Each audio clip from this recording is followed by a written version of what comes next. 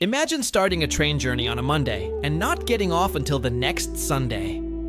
A trip that spans 2 continents, 8 time zones, and nearly 6,000 miles of Earth's most beautiful and brutal terrain. This is the Trans-Siberian Railway, the longest railway line in the world and the steel backbone of the Russian Empire. It wasn't just built with iron and steam. It was forged with the blood and sweat of tens of thousands who battled permafrost, tigers, and deadly winters. Today, we're exploring the incredible history, bizarre facts, and the sheer engineering madness behind this 6,000-mile marvel. The story of the Trans-Siberian began in the late 19th century.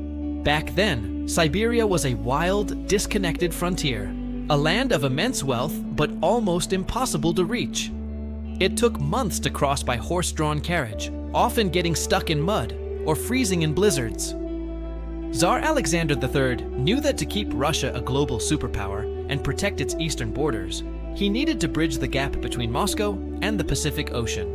In 1891, his son, the future Tsar Nicholas II, ceremoniously laid the first stone in Vladivostok, kicking off one of the most ambitious construction projects in human history. Building this railway was an absolute nightmare. There were no heavy machines or GPS.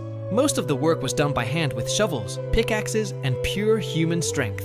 Since Siberia was so sparsely populated, the government brought in soldiers and even convicts to do the labor. These men worked in conditions that would be considered suicidal today. In summer, they faced clouds of mosquitoes and sweltering heat. In winter, temperatures dropped to -50 degrees Celsius, making the ground as hard as concrete. Yet, they still managed to lay about 400 miles of track every single year. One of the strangest facts about the construction involves Lake Baikal, the deepest lake in the world. This massive body of water stood right in the railway's path. At first, engineers couldn't figure out how to build around the steep mountains. Their solution? They ordered a giant ice-breaking ferry from England. The train would literally roll onto the ferry, get carried across the lake, and then roll off on the other side. During the winter of 1904, when the ferry couldn't break the thick ice, they tried something even crazier, laying temporary tracks directly on the frozen lake. But during the first attempt, a heavy locomotive broke through the ice and sank to the bottom, where it still remains today. The railway also served a unique spiritual purpose. Many stops were in tiny, isolated villages without a priest or church. So, the Russian Orthodox Church commissioned special church trains. These were carriages converted into fully functioning mobile chapels, complete with altars, icons, and bells. A priest would live on the train, performing baptisms, weddings, and funerals for railway workers and villagers as it moved from station to station. It was a divine solution for a vast and lonely land. By the time it was completed in 1916, the railway had cost the Russian Empire nearly 1.5 billion rubles, an astronomical sum back then. But the investment changed history. It allowed millions of peasants to migrate to Siberia, turning the region into an agricultural and industrial hub.